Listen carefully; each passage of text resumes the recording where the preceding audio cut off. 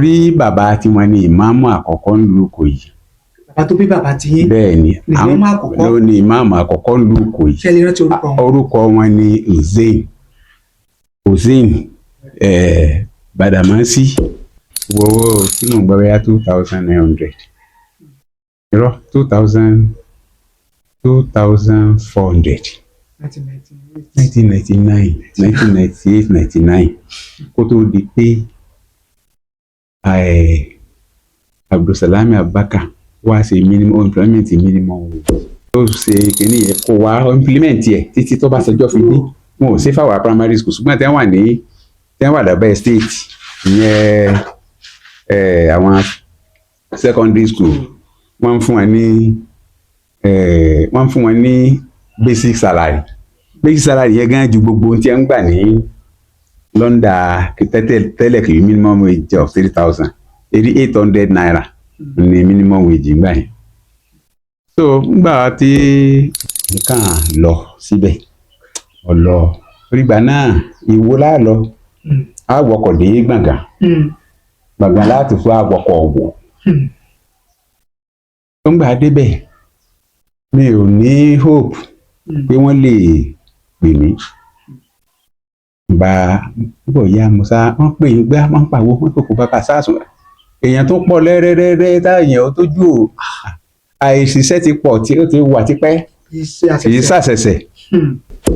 Sórí bàbá wa bá a ṣe pé wọn ò ní interest sí formal education tó wọn ò fi owó jẹ wá ń yà torí tá a bá ti wọlé báyìí ni wọn ò ti san owó school àwa méjèèjì táàmù wọ́n ti kó fún brọ́dà mi pé san ẹ̀rọ bá ti dé school ẹ̀ san o. Ẹ̀sẹ̀ máa ń sìn yín. So 36 naira là ń san nígbà yìí. 36 naira.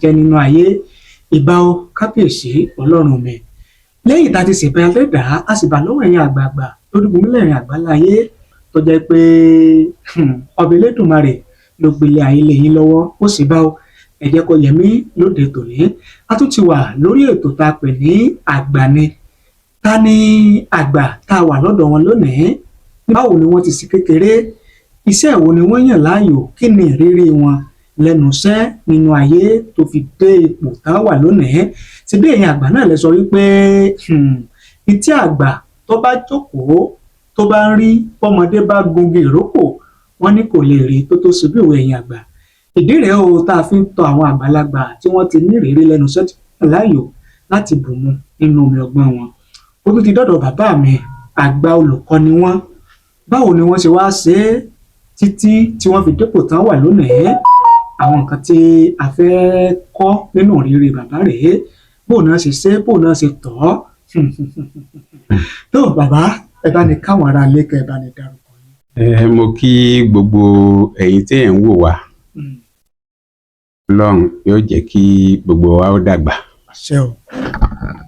Á dàgbà á dògbó. Àṣẹ o. Á gbé ní dáadáa sí ilé ayé. Àṣẹ o. Gbogbo àwọn ọmọ tá a ránṣẹ́ wọ́n máa bọ̀ rè wá jẹ́ fún wa. Àṣẹ o. Orúkọ mi ni Ọlánrewájú Mansuru Adédèjì. Ọlánrewájú Mansuru Adédèjì. Ẹ ṣé bàbá tá a bá bí ni ọmọ ìlú wo ni yín báwo ni a sì bí yín báwo lẹ ṣe ṣèwé. A bí mi ní ìlú Ìkòyí ọmọ ìlú Ìkòyí dandan ni mo jẹ́ ní ilé àṣà Ọ̀gbàjà nílùú Ìkòyí ní ilé àṣà Ọ̀gbàjà bẹ́ẹ̀ ni a ti bí mi. A bí mi ní nǹkan bíi ó lé ní 60 ọdún sẹ́yìn tí a ti bí mi sínú ìlú yìí náà. Inú ìlú yìí. Lágbára Ọlọ́run. Àwọn kan wà tó jẹ́ pé wọ́n jọmọ ìlú kan wọ́n ó bí wọn nílùú yẹn ṣùgbọ́n ọ̀tọ̀ níbi tí wọ́n ti dàgbà ọ̀tọ̀ níbi tí wọ́n ti ṣèwé àti gbọ́ pé ìlú Ìkòyí lẹ́yìn àti bí ọmọ ìlú Ìkòyí lẹ́yìn nílé Ọ̀ṣà Àgbàjá báwo ni ẹ ṣe ṣèwé tí ẹ fi bẹ̀rẹ̀ iléèwé. Olóòtú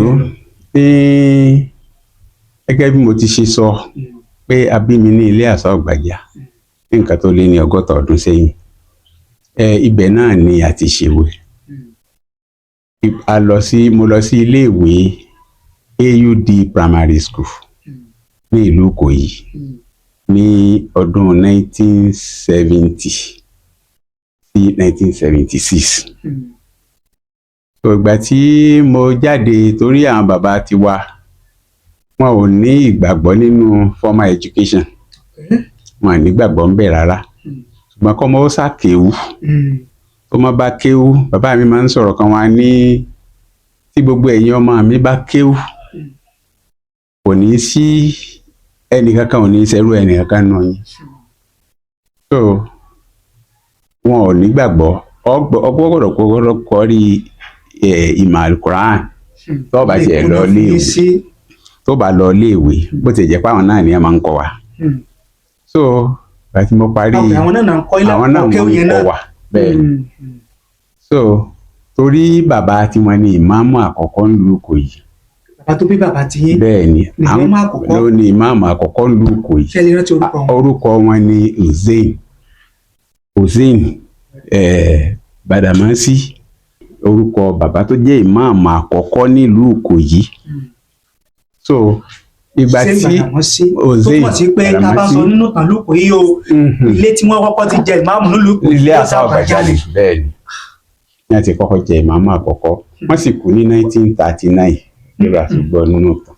Bàbá yín? Bẹ́ẹ̀ ni bàbá tó bí bàbá wa, bí dáàdì ni. So 1939 ni wọ́n kú. So 1939 yẹn ni bàbá Sanni Báwa Gbẹ́júbá ni wọ́n jẹ ìmáàmù, tó jẹ́ ìmáàmù ẹlẹ́ẹ̀kejì. So lẹ́yìn ìgbà yẹn tí tá a lọ léèwé primary, àwa gẹ́gẹ́ mo sọ pé bàbá wa ò ní ìfẹ́ sí. Ó wá ní brọ́dà kan tèmi sọ ilé, dókítà ní báyìí, Sharia lórí lọ́gbà PhD lé. Bẹ́ẹ̀ ni Sharia lọ ní ọ̀nà báyìí. Ọlábísí Ọ̀nàbànjọ University ló ti gba PhD Lágọ̀wòye. Ọ̀rẹ́ mi yẹn wá sọ pé wọ́n ti ní pé bàbá mi ti ní ọ wà máa lọ sí Ìlọrin o. Brọ́dà mi yẹn wá ní òun fẹ́ kàwé. Bàbá mi wá wò pé àìsí ìsọmọ ìyá kan náà, ṣùgbọ́n bàbá lọ́jọ́ pa wá pọ̀, ṣùgbọ́n kò sí yàtọ̀ láàrin wa. Ẹnìkan ò lè mọ̀ pé ọmọ ìfẹ́ wà, ọmọ ìyàwó rẹ̀, ọmọ ìyálé rẹ̀, torí màmá tèmi ni àkọ́fẹ́ bàbá. So ìyá tí wọ́n ní the last tí wọ́n jẹ́ inú àwọn ìyá wa, àwọn ni wọ́n jẹ́ ìyàwó kékeré. So wọ́n á ní kí n gba fọ́ọ̀mù. Mo gba fọ́ọ̀mù DC Modern School, mo gba fọ́ọ̀mù African Modern Grammar School ní Àpòmù, African Grammar School Àpòmù. So níbẹ̀ nọ́mbà mi ń gbà yẹn nọ́mbà 15, brọ́dà mi yẹn jẹ́ nọ́mbà 14, mi jẹ́ nọ́mbà 15 ní grammar school. Now mo ti wá ṣe ìdánwò mi, wọ́n ti mú mi, mo ti pass, àti ọjọ́ interview ti wà ní ọ̀nà. Kí brọ́dà mi yẹn ó tó pé à ń fẹ́ lọ ẹnu grammar school ni àwọn gba fọ́ọ̀mù tájọ gba ti grammar yẹn. So dáàdi wá sọ fún wa pé àǹtí bá yẹn rí school, ẹ má wulẹ̀ ṣe wàhálà mọ́. Bó náà wá rí school sí? Bó ni ẹ wá rí sí wọn ní school kan tí àwọn kọ́ ní Àtìlẹ̀ lábá ti dé express, àwọn ní kọ́ school yẹn ní Ìkirè. Dáàdi wa lọ́kọ́ school nígbà tí wọ́n ń ṣiṣẹ́ contractor lábẹ́ ìjọba Awólọ́wọ̀ gbà yẹn. So building tí wọ́n kọ́kọ́ kọ́ ń bẹ̀, dáàdi wa lọ́kọ́. Wọ́n ní tí a bá ti dé school yẹn o, a máa lọ pé a kan school yẹn, ìyẹn Pápá Àsàmbé. Àwa rò pé grammar ni. So gbà tá a débẹ̀, bọ̀dá mi yẹn ló kọ́kọ́ rí school, ló kọ́kọ́ rí signboard. So bọ̀dá yẹn ṣe rí tó ní St. John's Anglican Modern School. Bọ̀dá mi yẹn ní la ilaha illallah Muhammadu Rasulullah. Modern school lélẹ́yìí, grammar school làwọn fẹ́ lọ. Mo ní ó ní tèmi ọba wa lọ bí. Nígbà tí yá pé mo ti ṣèdánwò ní ibì kan tí wọ́n ti mú mi tí mo ti páàsì, èmi ọ̀ máa lọ bẹ̀ o. Bàbá wa sì ti san owó, wọ́n ti san owó fún ẹ̀tọ́jọ́ gàálẹ̀wé dídígbẹ ọmọ mi ń gbọ́. ọba Adégòkè lè tọba Adégòkè ni ńlọgá iléèwé ọba Adégòkè ọba Pétúmodù tó gbéṣẹ́ àwọn lọ̀gá iléèwé yẹn. So dáàdi wa ti sanwó school fún wọ́n ti ó wá ní ká wá gba àwọn prospectus tá a fi ra àwọn nǹkan tá a nílò. Asáde bẹ́ẹ̀ mú ní brọ́dà mi ní skin sáti ẹ̀jẹ̀ àwọ̀bẹ̀ àbáwọ̀bẹ̀ àbárí bàbá ní ẹ̀yin ọmọ mi ẹ káàbọ̀ o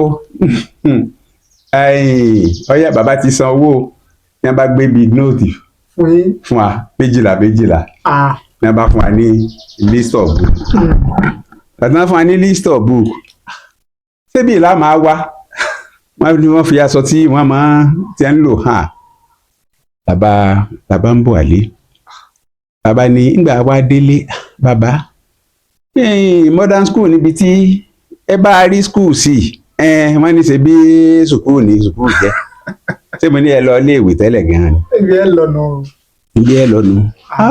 mo ní èmi tí mo ti wá ṣe agbọ́bọ̀dá mi tí a ṣẹ̀ṣẹ̀ fẹ́ jọ ṣèdánwò girama èmi tí mo ti ṣe kan tí wọ́n sì mú mi ẹ ṣe jẹ́ mi lọ ṣe bọ̀dá rẹ nìkan ni ó máa lọ ọbẹ̀ ẹ̀ méjèèjì lẹ́jọ́ máa lọ bá a ṣe dèrò St. John's yìí ìgbà wa lọ́dún kan bẹ́ẹ̀ ìyàpọ̀ ń bẹ́ẹ̀ torí létòótọ́ kọ́lọ́wọ́n bá forí jì wọ́n kọ́lọ́wọ́n bá ní sàlékún kẹ́ wọn torí ẹni ìkẹ́ ní àwọn iṣẹ́ ní ìyà so kọ́lọ́wọ́n bá ní lékún kẹ́ wọn bisimilayi kule wala wala Allahu samad lam yalid wa lam yulad wa lam yakun lahu kufuwan ahad. Nígbà tí adébẹ̀yẹ tá a kúrò ní skul yẹn adélé wọ́n ní ok àwọn máa fún yín lówó ọkọ̀ kíyà yín máa fún yín ní sílè méjì tẹ́ fi máa wọ ọkọ̀ wọ́n dẹ̀ ń fún wa ní sílè méjì á gbéra láàárọ̀ torí bẹ́ẹ̀ jìnnà pé a bá sọ̀kalẹ̀ láṣẹ̀ṣẹ̀ mú ìrìn. bí ọdún wo lẹ sọ yìí bàbá. láti ọdún 1976 a sì lò bẹ́ẹ̀ títí di 77 pé 1977 làbáyárí pa àlọ́ mọ́ àlọ́ ọbẹ̀ yẹn mọ́ níjọ́ tí a gba report card èmi jáde nínú ọgbà báyìí torí wọ́n tún máa ń mú léètì tó bá ti kọjá 7:30 àwọn sínú ó ti dúró ẹgbà ni so wọ́n máa nàyàn nígbà yẹn àwọn ọ̀lọ́ bí mo bá bu pẹ̀díwọ́ bọ̀dá mi ní kí ló fẹ́ fẹ́ pẹ̀ sí àmọ́ ni mo bù pẹ́ bí ìdíwọ́ nù àwọn náà ní àwọn náà ó bu èèpẹ̀ ìdíwọ́. kí ìtumọ̀ rẹ̀ bàbá ara ẹ̀kọ́ tá a fẹ́ kọ́ nìyẹn. ok ìtumọ̀ ẹ̀ ni wípé àdébí ìmọ̀ o. adágbére fún bí inú so labá nígbà sì délé àpò report card wálẹ̀ nígbà yẹn brọ́dà mi ṣe ipò kejì èmi ṣe ipò kẹwàá nígbà náà so torí brọ́dà mi yẹn Ọlọ́run fún lọ́pọlọ Ọlọ́run jogún ọpọlọ fún ó ní ọpọlọ gan so làbá wálé làbá jókòó. kí ni bàbá ṣe ń gbà bàbá bá ní gbèsè tí wọ́n wá gbé ni wọ́n bá ní kí ọba Adégòkè ọmọ ẹ̀ náà ọ̀dọ̀ ẹ̀ mọ́ bá a wá sùkúù fún wọn ní irú sùkúù tí ń lọ bẹ ní Àpòmù àwọn lọ́dà kò burú ẹbí náà ti ń wò pé yóò fẹ́ sú wọn ọ̀dà àbá wọn sọ ọ̀rọ̀ àbá wá sùkúù so ọba Mr. Ọ̀jẹ̀wándé àwọn wà láyé báyìí Ọ̀jẹ̀wándé àwọn ní ọ̀gá iléèwé ADC modern school dé modern school nígbà yẹn kò tí ì di grammar modern school Ọ̀jẹ̀wándé olú Ọ̀jẹ̀wándé ní Kiri ọmọ Kiri ni wọn àwọn ní ẹjọgà lè tọba Adégòkè wọn jọgà ní St. John's Pápá Àsàmbé so gbàtí wá ṣàṣẹlẹ̀ pé aṣáàdùnlé a fi bẹ̀rẹ̀ wọ́n fi ọ̀sẹ̀ kìíní awọlé ọ̀sẹ̀ kìíní ọ̀sẹ̀ kejì ni bàbá yẹn wá sọ fún bàbá mi pé à sọ fún pé kò gbà pé ó ní kò sáàyè ṣùgbọ́n nígbà tí Ọlọ́run bọ́lọ́ ń ṣe ṣiṣẹ́ ìtọ́lọ́run sì rà níyàn wa pé ó sú wa ni kì í ṣe pé ìwé òwú wa ká Ọlọ́run wá pé kò náà kí bàbá Ọ̀jẹ̀wándé náà pé kí ọba Adégòkè ò fún un ní kọ́kọ́ ọmọ mẹ́ta ránṣẹ́ sí kọ́bọ̀ ń gbà sí form 1 so nìyẹn wá sọ fún un pé ọmọ méjì tó ń kó ránṣẹ́ sí ọsọ ò ti gbà wọ́n ẹ kọ́ máa rẹ́sẹ̀ sí nǹkan àwọn òní àwọn wà lọ́la tó o bá ti gbà àwọn yìí nǹkan ilé náà máa bọ̀. So bó ṣe dé lẹ́rú ẹ máa lọ sí school yẹn mo ti yanjú ẹ̀. So ngbà débẹ̀ that was 1977. So ngbà tá a débẹ̀ lọ́ba ní wọ́n wá ń sọ fún igbákejì ẹ̀ pé àwọn ọmọ ìyọ̀dọ̀ prince ni wọ́n ń lọ prince wọ́n ń pè wọ́n gbà yẹn ọ̀dọ̀ prince Adégòkè náà ń lọ ṣùgbọ́n ó dà pé bẹ́ẹ̀ jìnnà sí ilé wọn wọ́n ti wá kó wọn wá síbí pé ẹ bá ń fi wọ́n sí class so bá fi mi sí form 2A wọ́n fi bọ̀dá mi sí form 2B bàbá asájáde ń bẹ̀ 1979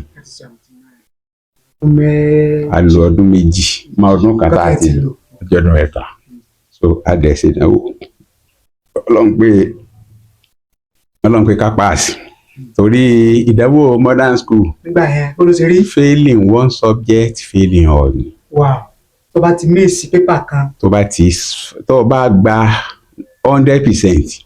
Àwọn sẹ́tà máa ń ṣe ń gbà yẹn mathematics arithmetic la máa ń ṣe ní kínní ní DC arithmetic then English literature Yorùbá history geography so kò sí àìṣe religion kínní níbẹ̀ so iṣẹ́ márààrún Yorùbá so iṣẹ́ méjèèje yẹn tíyẹn bá gba 100% nínú mẹ́fà bá jẹ́ pé keje ló wá gba 40 àbọ̀ gba tó less than that ó ti fẹ́ẹ̀lì bí sísítẹ̀mù ìgbà yẹn bó ṣe rí nìyẹn. Fail one paper failing. Fail one subject failing all. Bó lè ṣe wá sí bàbá. Ọlọ́run ló bá a ṣe Ọlọ́run bá wa ṣe lórí ẹ̀ ń bá ti ìmùbọ̀ bá gba bá pé 50% ní àmúdé tó o sì gba gbogbo 50% gbogbo ẹ̀ o ti paasi nù. Bàbá bá ṣe wípé 100% lọ ń gbà tó o wá gba 49% ń bì kan o ti fẹ́ẹ̀lì o tún ṣẹ̀ṣẹ̀ kún kó lọ́dún mi gbọ́dọ̀ mọ̀ pé káwọ́ tún kọ́ a sì àbájáde àparí 1979 so bàbá tó bí wọ́n wá nítọ̀ bí tí Ọlọ́run àlọ́dé ni torí bàbá wa bá a ṣe pé wọn ò ní interest sí formal education tó wọn ò fi owó jẹ wá ń yà torí tá a bá ti wọlé báyìí ni wọn ò ti san owó school àwa méjèèjì táàmù wọn ti kó fún brother mi pé san ẹ bá ti dé school ẹ san o ṣẹ̀ṣẹ̀ mọ̀ sí yẹn so 36 naira là ń san nígbà yìí 36 naira owó tí o tó ra tabolo gàrí láì 36 naira là ń san lẹ́nìkan ń san wọ́n sì lówó school wọ́n sì kó 72 naira fún brother mi bàbá ti wá san àwa ìwà máa ń wù wá pé àwọn tí wọ́n máa ń lé tí bàbá wọn ò tí wọ́n bá ti lé wọn táwọn náà bá fẹ́ ṣe ọmọdé tọmọdé bá ṣe wá àwa náà bá jáde wọ́n ti ní ẹni tí ò tí ì sanwó àwa ti sanwó níjọ́ tá a kọ́ wọlé níjọ́ Friday la máa wọlé ńgbà náà bẹ́ẹ̀ ni Friday la máa wọlé láwọlé. Ṣé kò sọlídé ní Sátidé Sunday. Ọdẹ bẹ́ẹ̀ Sátidé àtúngbọ̀lídé náà ni bó ṣe wà ń gbà yẹn nù. So bàbá ṣe wá kúrò ń bẹ̀ so àwa náà wà jáde a jáde a ṣeré lọ. Ok ẹ jáde pẹ̀lú àwọn tí wọ́n lé. àwọn tí wọ́n lé wọn ò sì lé wá o. ẹ̀yin ti sanwó. àwa ti sanwó. ẹ̀yin náà bá jáde pẹ̀lú àtúntì. àwa náà jáde pẹ̀lú àtúntì ilé àṣìbùsọ bẹ́ẹ̀ ká wálé torí kí la pè é ó lé à. bàbá ti sanwó àwa kàn máa rìn káàkiri náà ni bó bá sì di ijọ́ kejì àtọ̀ padà wá torí ijọ́ kejì mọ àwọn ọ̀rẹ́ wọn ò ní béèrè mọ́ àwọn ọ̀gá ò ní béèrè mọ́ pé ta ni ò tí ì sanwó ijọ́ Monday náà ní ọmọ so bá a ṣe sínú tá a fi parí tá a fi jáde ńbẹ̀. So nígbà tí wàá parí tẹ gba ìwé ẹ̀rí jáde tí ìwé ẹ̀rí ti dáa ètò ọkàn ní kéèyàn tẹ̀síwájú bóòlù sí wáyé. bẹ́ẹ̀ ni bàbá wa ní àwọn ọ̀ pé mo sọ tẹ́lẹ̀ pé mo ò nífẹ̀ẹ́ sí à ń ṣe kínní so àwa bá ní kálukú ọmọ brọ́dà mi gbà Ìbàdàn lọ èmi dúró ńlẹ̀ so àwa sá wọ́n á ní àwọn ẹgbẹ́ wa ń gba iṣẹ́ olùkọ́ wọ́n ti ní rìsọ́ọ̀tì modern school wọ́n ń gba sí olùkọ́ ní. ok nígbà yẹn ẹ bá ti jáde modern school ẹ jáde àbí. modern school. so ẹ bá ti jáde lè ṣiṣẹ́ rẹ̀. ó lè ṣiṣẹ́ olùkọ́. Ṣé ìjọba. lágbára Ọlọ́run ń pè ní auxiliary teacher tàǹpẹ ní auxiliary helping hand. So téèyàn bá jẹ́ modern 3 ńgbà yẹn wọ́n place ẹ̀ sí level 3. So ẹ̀ bá jẹ́ school sat bóyá school sat fail or pass wọ́n fi sí level 4. So mo wá èmi náà ṣàgbìyànjú Ọlọ́run wá fi bàbá kan kẹ́ mi torí ńgbà tí a fẹ́ gbaṣẹ́ a lọ ṣe interview ní the then Ọ̀ṣun Divisional Schools Board Ìwó ibẹ̀ láti lọ ṣe interview. Àwọn èèyàn wá pọ̀ gan-an àwọn èèyàn pọ̀ nígbà tá a wá délé mo á lóṣù mo ní wọn ò lè mú mi. Mo wá sọ fún bàbá mi ní bàbá mi àwọn olóṣèlú that was 1980 àwọn olóṣèlú ní wọ́n mú lẹ́tà wá o wọ́n bí wọ́n ṣe ń fún ẹni tó jẹ́ board chairman torí ńgbà náà alága ló ní executive power onígbà yẹn òun ló ní discipline ló ní transfer òun ló ní finance. Alága council àbí. Alága board. Irú ibi tí wọ́n kò wà yẹn.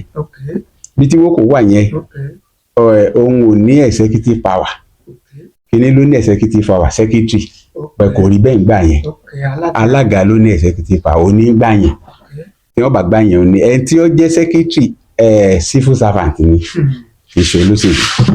So ọ̀sà bẹ̀rẹ̀ ni mo á sọ fún bàbá ní èmi ọmọ olóṣèlú kankan ṣùgbọ́n mo mọ Ọlọ́run wọ́n máa bẹ Ọlọ́run ni ó dáa ní bàbá yìí ni wọ́n máa bẹ lọ dá o ẹ máa bẹ o. Gbọ́ wá di nítorí wá jẹ́ ìyàlẹ́nu fún mi pé àwọn tí wọ́n bá jẹ́ wòlíì Ọlọ́run lọ́ọ́ máa ṣe tiwọn.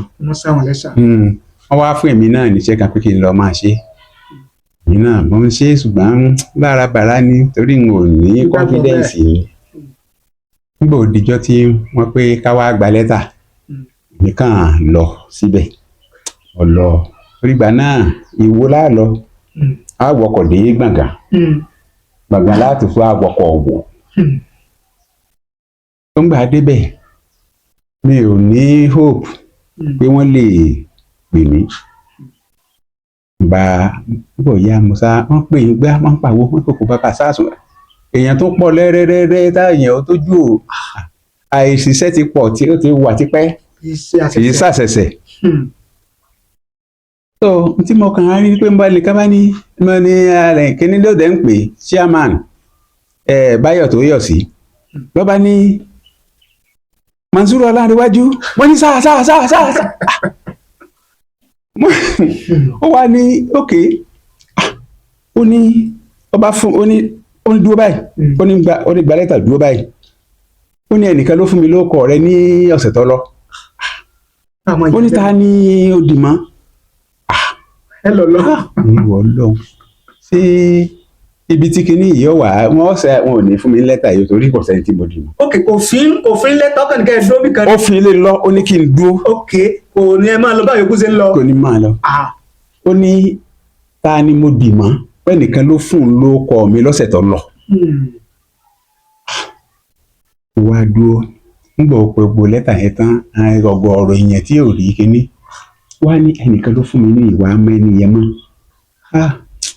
mo ní mo wá rò pé ibi ni kò bí ò ní fún mi lẹ́tà ni mo ní Ọlọ́run ló fún yín lórúkọ mi o. mo ní gbogbo àmúdélé mo sọ fún bàbá mi pé ẹ̀yìn olóṣèlú wọ́n ń fún àwọn èèyàn fún wa ní ọmọ mú lẹ́tà wá látọ̀dọ̀ olóṣèlú kàǹkàǹkà bàbá mi sọ pé òun ò mọ olóṣèlú gbóhùn mọ́ lọ́hùn. wọ́n ní ó ní òun kò ń rí bàbá òun. ọba fi ní ó ní kí n máa lọ ó ní kí n má jìnnà sóhun o. bá gba lẹ́tà ní wọ́n bá gbé mi sí Àfolúọba St. Michael Àfolúọba as a class teacher Modern 3. nígbà mo débẹ̀ ní wọ́n bá ní pé wípé èèyàn àwọn ti pé.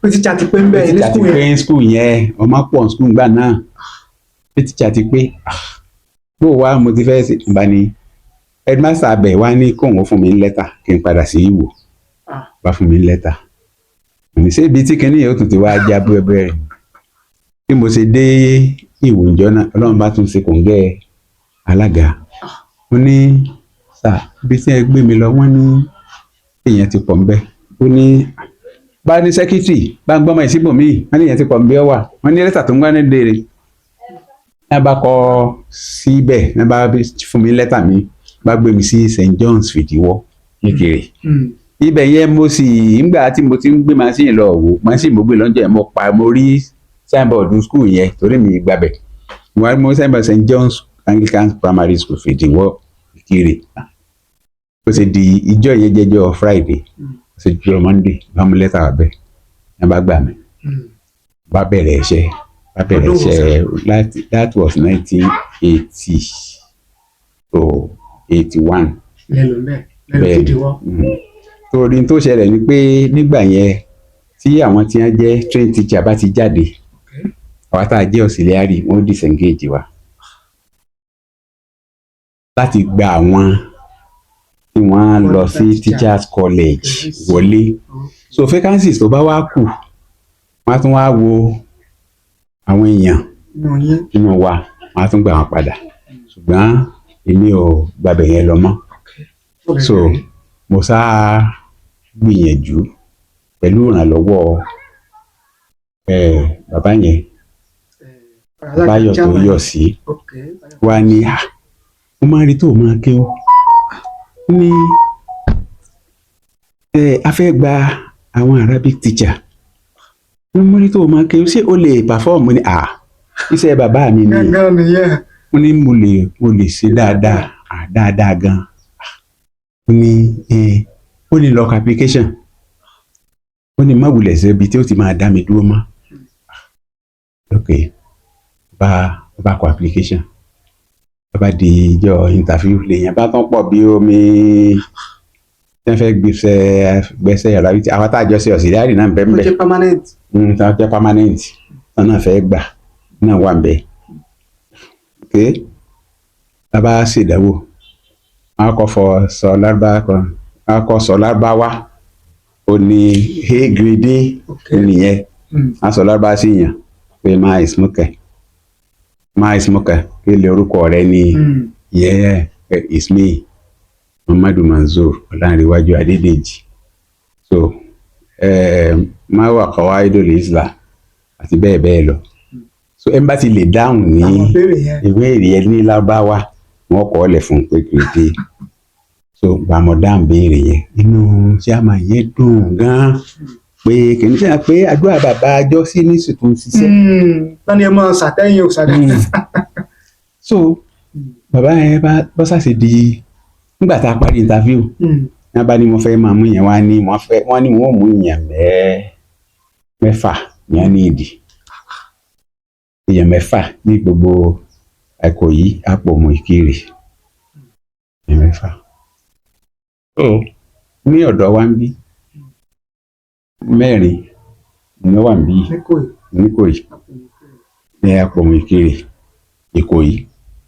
so bàbá yẹn bá ní chairman bá ní kí wọ́n máa mú ẹ̀já máa mú kíní kan ní bá ní yàn tí a jẹ́ tí a bá tó lóṣèlú wa ní a bá ń fi ó kọ́ lẹ̀ sí ọ̀kẹ́ ní bẹ́ẹ̀ wọ́n ń pe bàbá kan ní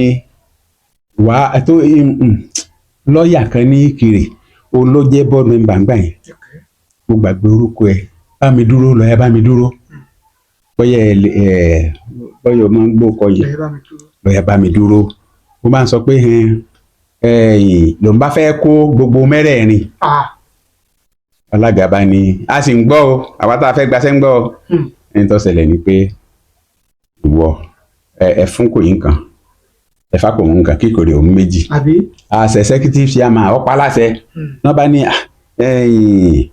kò sí kò yìí ó ní Mọ̀nsúrù Ọlánrewájú Ìkòyí ni ó ní nẹ́ẹ̀mọ́ wà nǹkan kọ́kọ́ mú ẹ wo làwọn yẹn bá wù pé Ọlọ́run mọ̀ ti bá wọ sí wọ́n mọ̀ ti wọ́n ní mọ̀ ń dá ọ pé wọ́n ní kí wọ́n fún nígbà tí ilé ìsìn ọjà ní lóòótọ́ nọ́mbà wà kọ́ ló kọ́ mi wà àwọn ajẹ́ mẹ́fà péré lásìpọ̀ tó nígbà tí ó gbé fún mi lẹ́tà wọ́n bá gbé mi lọ sí Mowó Ọba ìgbà yẹn sì rèé ọ̀tẹ̀ ń bẹ́ ń lù yìí torí bàbá mi ló yẹ kó jẹ imam nígbà tí bàbá Sanni kú àwọn ni deputy chief imam ṣùgbọ́n wọ́n fi ọ̀tẹ̀ ìlú tó dìde ńgbà náà ló jẹ́ kí bàbá ilé ọba agbègbè kan Alhaji Busari ló jẹ imam yìí nígbà yẹn ọmọ ara àwọn tí bàbá mi kọ́ ń kéwì ní Busari yẹn so but ó betray wọn so wọ́n mi wá ní pé àwọn tí ń champion káwọn ó máa jẹ imam pé ilé owó yẹn ni wọ́n pọ̀ sí pé ọmọ àwọn ọwọ́ sì rèé lọ́jà àwọn bíi ìmọ̀ọ́mọ́ wọ́n tó bá yẹ pé tó bá jẹ bàbá ọmọ ìyá rẹ̀ nú àwọn ọmọ ni ọba pé ọkọ máa lọ tí wọ́n bá pé Ọlánrewájú lè pé òun ìṣe kìíní o ṣùgbọ́n wọ́n kò sí bó ṣe fẹ́ hide ní bàbá yìí ò ní jẹ́ kí n ṣe iṣẹ́ yìí ọ náà ló kúkú ní kínní ọba wọ́n ní kí n lọ sọ fún wa pé kí wọ́n gbé mi bò mí kí wọ́n gbé mi bò mí ṣé ó sì lè ṣe é ṣe èmi náà bá wá lo common sense mo bá lọ bá headmaster torí pé mo ti ní knowledge auxiliary tí mo kọ́ ṣe wá lọ bá headmaster bá fún mi ní lọ́ba bá ní wọ́n gbé mi wá síbí yìí o mo ti ṣe photocopy bá kó fún wọ́n sì fẹ́ prepare voucher wọ́n máa prepare voucher gbà yẹn wọ́n gbé mi sí level 4 ní level 4-1 wọ́n bá fún mi ní wọ́n bá prepare ọkọ mi mọ́ orúkọ ok bó so owó oṣù kan gbà bí ọba tiẹ̀ ṣe yí padà mọ́ tí bàbá mi sì ní má lọ mọ owó ọba màmá mi náà ti yarí pé a ò lè lọ ọbẹ̀ mo bá padà wò mo ṣe dé wò ní mo lọ sí gbọ̀ngàn lọ́dọ̀ Báyọ̀ tó yọ sí gbà mo débẹ̀ mo ní báyìí lọ́mọ ṣẹlẹ̀ ó ní ṣe bí mo sọ pé ọmọ lọ dá lẹ́tà gbà ó ló níbi tí mo fẹ́ fi ọ́ sí nígbà tí ló bá ní kí n pàdé ìhun gbé ní Ìwó nígbà mo dé Ìwó yẹn bá gba lẹ́tà ọwọ́ mi yẹn bá fún mi ní AUD primary school àtìlẹ̀ school tí bàbá mi kọ́ gan-an ẹ̀ pé bàbá mi lọ́kọ́ ẹ bá gbé mi bẹ̀ bá bẹ̀rẹ̀ iṣẹ́ bá ń ṣiṣẹ́ yẹn lọ ó kó àwọn ọmọ kan bẹ̀ tí àwọn ọmọ yẹn wọ́n sọ fẹ́ràn mi gan pé gẹ́gẹ́ bí ọ̀dọ́ tí ojú ọ̀dọ́ yẹn eré ọ̀dọ́ ò tí ì kú òní wọ́n máa bá wọn ṣe eré débi pé ìkànnì wọn ṣùwà kan tí wọ́n mú Chinese capsule.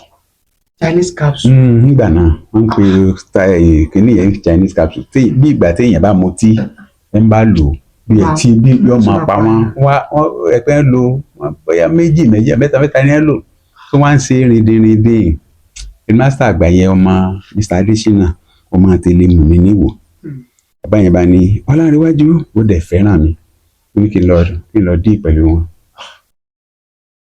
ní kí ni ká ṣe fún wa ó ní lákàkọ́ tí ń lọ náà wọ́n dẹ̀ àwọn ọmọ tí wọ́n sì fẹ́ ṣe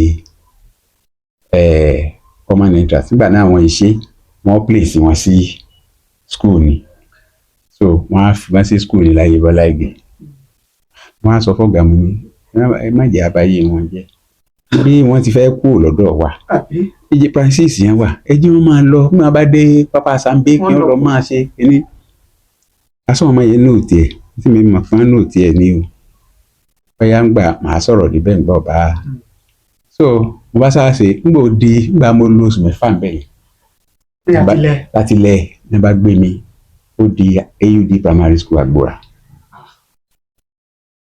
ibẹ̀ mo wà tí mo fi lọ sí grade 2 wá lọ sí grade 2 lọ́wọ́ wá fi. kí ni ó fún yín ní ẹ̀mí láti tẹ̀síwájú torí tẹ̀síwájú ní grade 2 yẹn wọ́n dà lẹ́ni lọ́wọ́ tẹ́lẹ̀ kí ló fún yín ní ìgboyà tàbí ìwúrí láti tẹ̀síwájú. tó ṣẹlẹ̀ gbà yẹn pé God intervention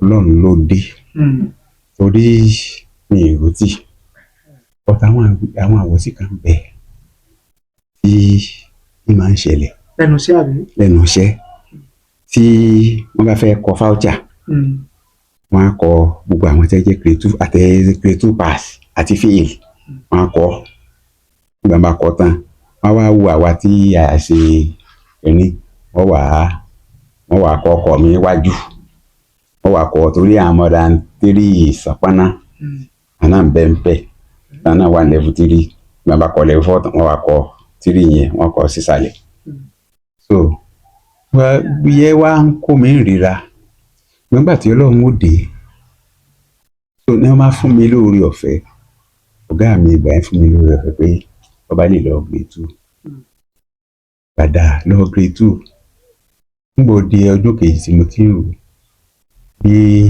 gọ́ọ̀mẹ̀ntì ṣe àpòfò pé a lọ sí grade 2 ni.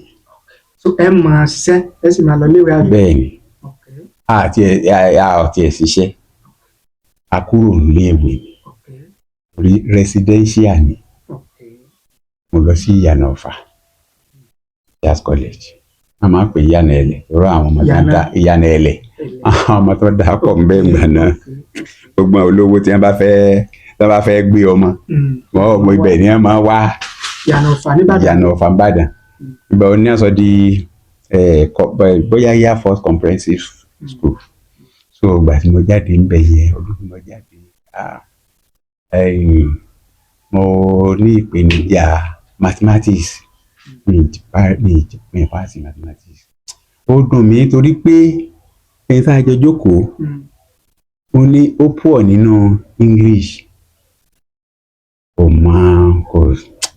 tó bá ń kò sí dáadáa so àwọn àjọ jókòó ni mo dẹ̀ wá ràn lọ́ngbà tá a ṣe English yẹn ó dẹ̀ mọ mathematics gan mo ti gbẹ́kẹ̀lé pé ilé ọ̀sùn fìdí mi òun sì jókòó báyìí tó Haúsá ní ẹ máa supervise wa ń gbà yẹn Haúsá ní ẹ máa wá láti ilẹ̀ Haúsá tí wọ́n wá supervise wa bẹ́ẹ̀ ni Haúsá ni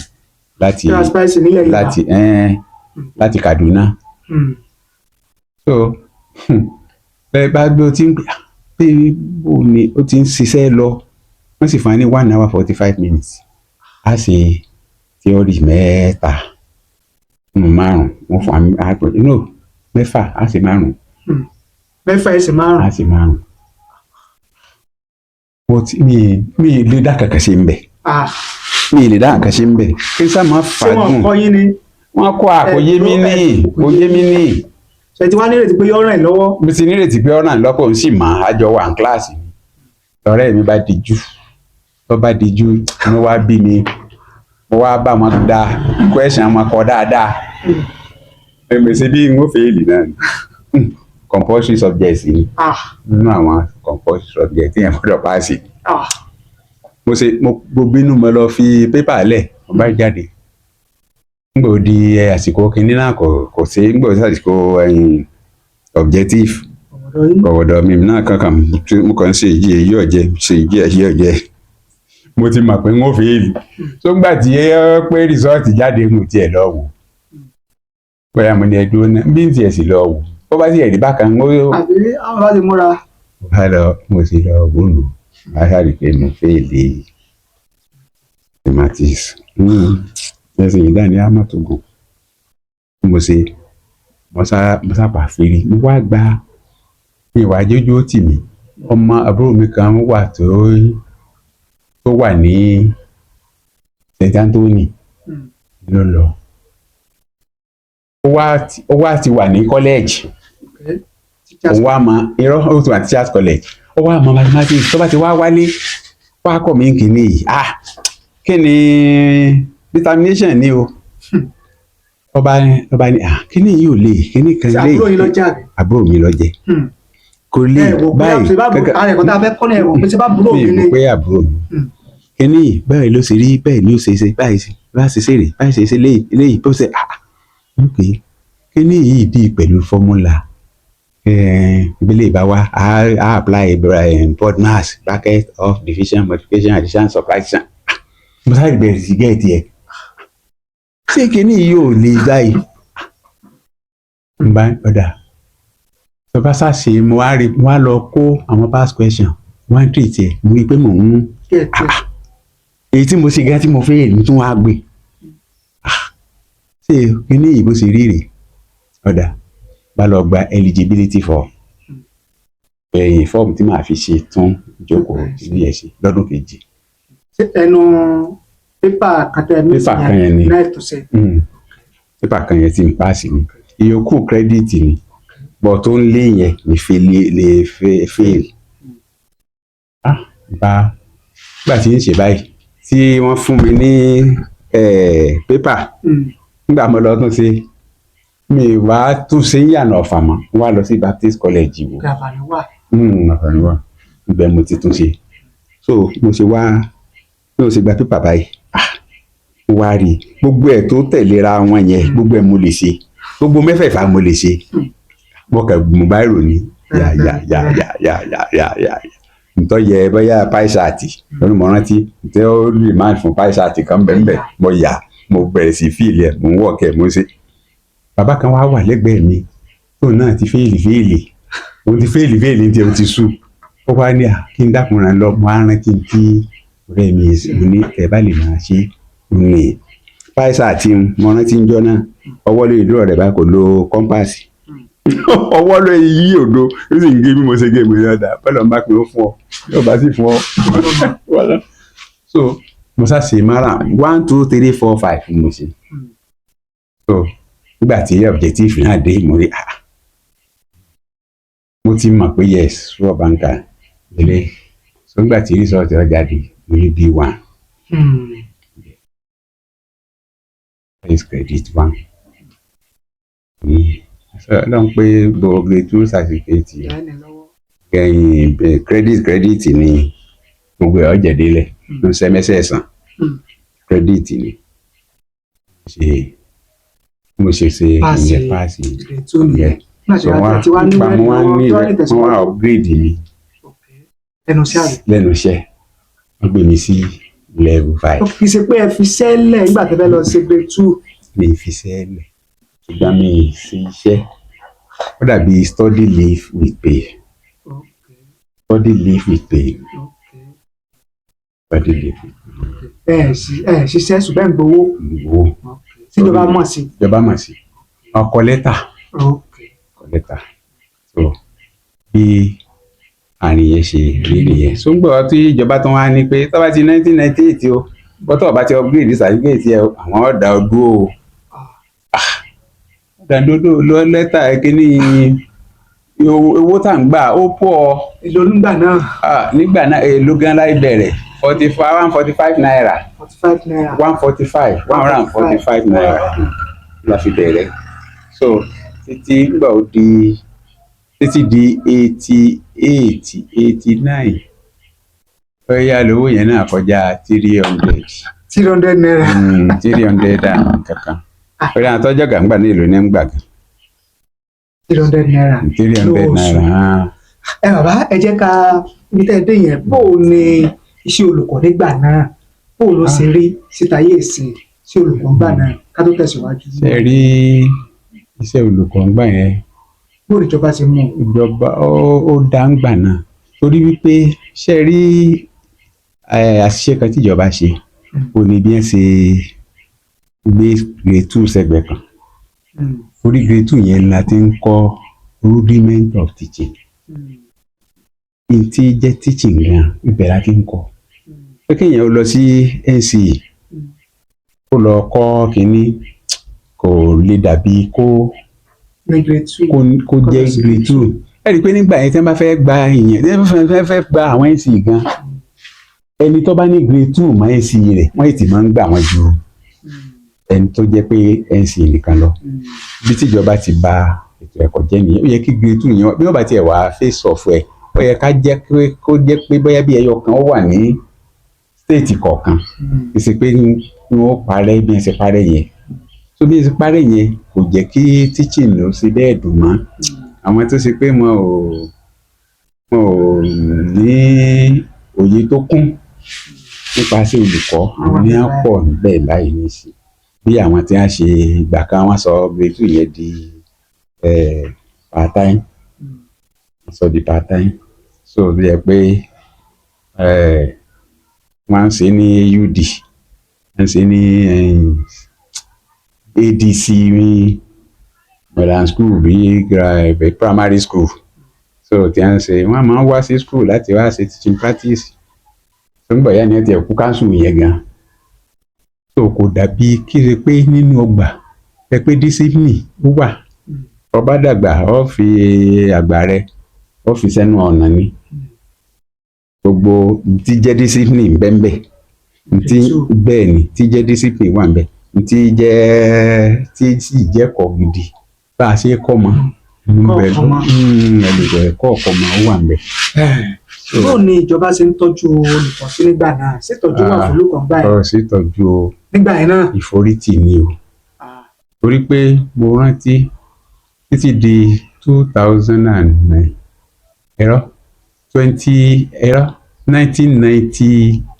1998 wà ní level 8 or 9 mo wà ń gbà yẹn owó tí mo gbọ́ bẹ́yà 2,900 2,400 1999 1998 99 kó tó di pé Abdulsalami Abubakar wá ṣe minimum wage of 3,000 naira. gbogbo implement tó ṣe kínní yẹn kó wá implement yẹ títí tó bá ṣẹjọ́ fi dé wọn ò ṣe fáwọn primary school ṣùgbọ́n tí wọ́n wà lábẹ́ state ìyẹn àwọn secondary school wọ́n fún wọn ní basic salary yẹn gan ju gbogbo ohun tí wọ́n ń gbà ní London tẹ́lẹ̀ kì í minimum wage of 3,000 800 naira ní minimum wage gbà yẹn. so nígbà tí Ọbásanjọ́ wá dé wá implement ìkíní yẹn pé mo kọ́kọ́ rántí pé wọ́n wá fún mi ní from that 2,400 wọ́n wá fún mi ní 8,000 something. 8,000 kàkà. lówó mi wá jẹ́ pẹ̀lú minimum wage. ìjọba Abdulsalam ló gbé wá. ṣùgbọ́n kò implement ẹ̀. tí Ọbásanjọ́ fi gbàjọba. Ọbásanjọ́ lọ wá san 8,000. torí adasẹ́lẹ̀ gbà yẹn gan adasẹ́lẹ̀ ṣẹ́ta àdálẹ̀ gbà yẹn nígbà tí wọ́n máa san owó a ti ní owó tó sùn bíi 6 àbí 8 gan wọ́n wá ń san méjì wọ́n ń sanwó yẹn ní oṣù méjì so owó tí mo mọ̀ pé owó tí mo kọ́kọ́ gbà báyà bíi 16,000 inú mi dùn gan pé ní adúrú owó yìí gbà yẹn so kó tó wá di pé àwa nígbèga sí ipò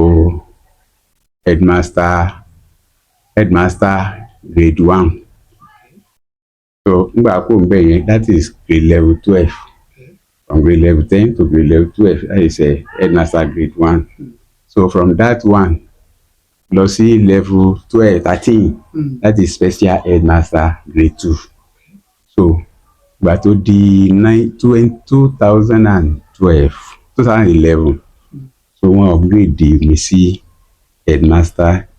special headmaster grade 1 which is grade level 14 so tí mo bá kúrò ní level 14 mo fi retire as an NC holder. Special headmaster grade 1 level 14. lọ́dún wo ni yàrá. that was tí mo retire ní 2017 April 2017. a sì wà ní 2025. ní téèyàn bá wà lẹ́nu iṣẹ́ oríṣiríṣi ìrírí lèèyàn máa ń rí pápá gẹ́gẹ́ bí olùkọ́ lágbọ́ngbà náà pé àwọn ọmọléèwé kan máa ń fún yàn lọ́wọ́ máa ń fún olùkọ́ ní orúkọ bíi Mr. Ogo bíi Mr. Tofetofe àwọn oríṣiríṣi orúkọ lórúkọ ní àwọn ọmọléèwé máa ń fún olùkọ́ ẹ̀yin sẹ́yìn náà rí experience orúkọ báyìí. bẹ́ẹ̀ ni wọ́n ń ṣẹlẹ̀ bẹ́ẹ̀ torí àwa náà nígbà náà ti jẹ́ ọmọléèwé nígbà tí gbàwà ìwà pé tíṣà àti àlòkọ burúkú torí pé mo rántí ń gbà wà ní modern school ní DC ọ̀gá wa kan bẹ̀ Mr. Ayọ̀lá la máa ń pè ní òpè ọmọ gbọ̀ngàn ni ó gbóyìnbó gan ó dẹ̀ wá ní ọpọlọ tí èyí méjì bá ń jà tẹ́ bá dọ̀dọ̀ ẹ̀ tẹ́ bá ti pé tẹ́ bá ń sọ kínní yóò máa ju question sí yẹn bí question ni ó ti máa gbé ọ lulẹ̀ àwa sọ di Justice Ayọ̀ọ́lá. Justice Ayọ̀ọ́lá. ọgbẹ́dà ọba jẹ́ kọ́wọ́ Justice Ayọ̀ọ́lá ọ̀tẹ̀ yóò pọ̀ fún so àwa yìí sọ tíṣà wa ní ọkọ̀ burúkú nígbà tí a ò ṣùgbọ́n kò sí nígbà dé olùkọ́ ẹ mọ̀ pé tíyẹn bá ṣe ni ó gbà tíyẹn bá ṣe ni ó gbà irú ọmọ tí mo gbà á lẹ̀ nígbà yẹn nígbà tá a pé nǹkan ò dáa ní bóyá 1994 òun láti wá bùn pé à ń sí ọ̀kadà láti owó tá à ń gbà tó sáwọn nǹkan kan tá a fi máa ọgùmẹ́ǹtì ọmọ yẹn bí mo ṣe dé bá dé kéjì ẹ̀ lọ́dá mi dúró ó ṣe ní ní àlégan màsíìnì eléyìí ó ní ó dáa torí mi ò dá màmá ó dáa kí ní ká ó ní kí sí pé kò dáa ó máa kẹ́ pé mo ní kí ló dé ní ẹ wàá gbé mi mo ní gbé ọ mo fi ń ṣe kábúkábú ni ọba ní ó lọ dáa ó ní kíní lọ ń lọ náírà ń kọ́bọ̀ mo ní ń gbé mi ní yóò san ilẹ̀ sì ti fẹ́ sú mo ní yóò san better life méjì ẹ̀ bá ní ní èkejì ẹ̀ bá ní kí n jẹ́ pé better life ti pọ̀ ju mo rí 30 náírà làwọn san nǹkan mo ní ó ní òkè bá dàgbà tán ẹ̀mú ọmọ ẹ̀ ní mú àwọn àwò pé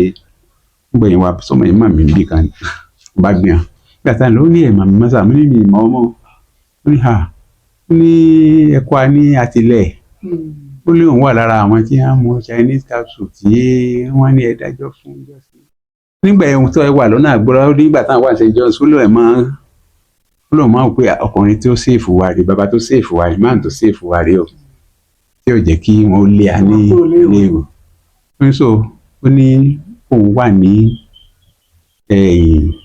Èjìgbò dẹ́pọ̀tì epo bí epo ló wà so bá yẹ pé mo jẹ́ nìkan tó lápẹ́sẹ̀ ni bóyá ìbá ti ṣe dáadáa fún mi ńgbà náà so níjọ́ náà ò fún mi ní 2000 naira 2000 naira tó fún mi níjọ́ náà. dáná dàbí èlò nísìnyí.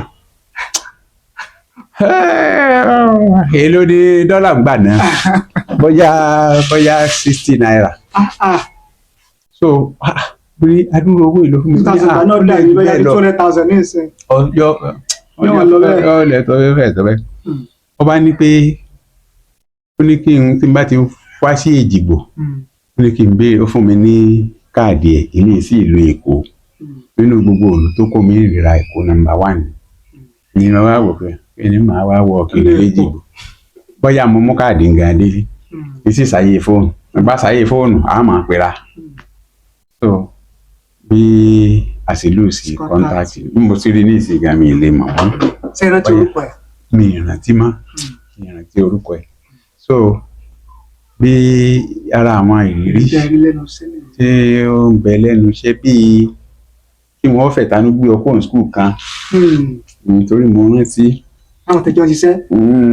ní bẹ́ẹ̀ ni ṣe rí àwọn ọ̀gá tá a nígbà yẹn tí ọ̀gá ọba fẹ́ràn ọmọ abẹ́ ó lè lọ rìpọ́ọ̀tù ẹ̀ ní bọ́ọ̀dù ẹni báyìí báyìí bó ń gbé o àkọ́kọ́ ẹni báyìí báyìí òun ò lè jọ ṣiṣẹ́ o pé mo rántí ńgbà tí wà ní AUD primary school yìí kan náà wà ń bẹ̀ ní between 1997 to 1999 torí ní Agbora ọdún 9 mo lò ń bẹ̀ o. mélòó lágbóra. ọdún 9 mo lò ń bẹ̀ bẹ̀rẹ̀ pé bẹ́ẹ̀ mo ti lọ sí grade 2 ọdún 9 mo lò ń bẹ̀. nígbà yẹn nígbà tí wọ́n á gbé mi kúrò ń bẹ̀ wọ́n gbé mi sí St. David yẹn mo wá pẹ́ gan-an ẹ̀pẹ́ dc bẹ́ẹ̀ fún mi mo lò bíi 7 years wọ́n á gbé mi wá sí UD tó ń gbà mo á lò 2 years ní UD pé ọ̀gá tí wọ́n gbé bọ̀ ń bẹ́ẹ̀ gbà náà bá ní ìwọ̀n lè bá mi ṣiṣẹ́ pásálì kí wọ́n gbé mi wọ́n á gbé mi láti wọ́n á gbé mi wọ́n á gbé mi sí ẹ̀yìn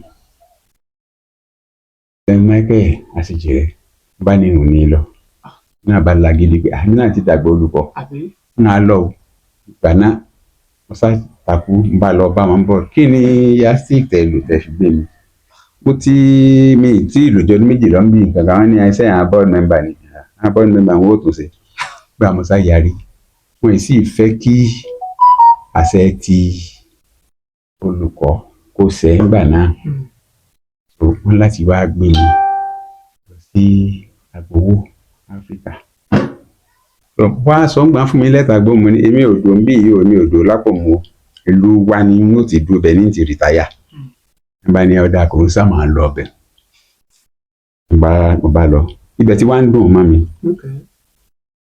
nígbà mo lo oṣù mẹ́fà bí wọ́n ṣe tún fún mi lẹ́tà ní pé máa bọ̀ St. David mo wá wà ní St. David yẹn tí di láti 1999 yẹn mo wá wà ní St. David di 1997 bẹ́ẹ̀ ni 1997 láti 1999 àbí di 2007 láti 1997 to 2007 sẹ́yìn pé ó ti pẹ́ jù bẹ́ẹ̀ kọ́ yẹ kí sísà ó máa lò ju bí 5 years in school kan lọ so wọ́n ṣàgbé mi lọ sí nígbà di 2007 gbé mi lọ AUD AUD yẹn mo ti wá lọ́dún 5 nígbà di 2011 mo ti gbé mi wá sí St. David padà nìyẹn so bí a ṣe rìnrìn àjò wa tá a fi ṣe torí lára kò ṣeé mọ̀ ṣe nínú ayé òun ni